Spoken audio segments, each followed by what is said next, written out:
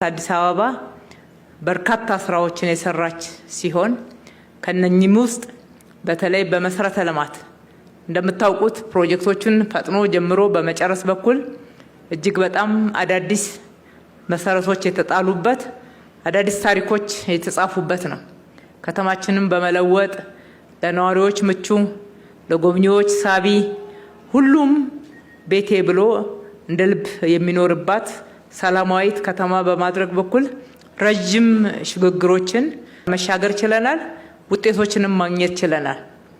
በአገልግሎት በኩልም ያደረግናቸው ሪፎርሞች ለውጥ ለማምጣት ያደረግናቸው ጥረቶች እና ሂደቶች ቀላል አልነበሩም።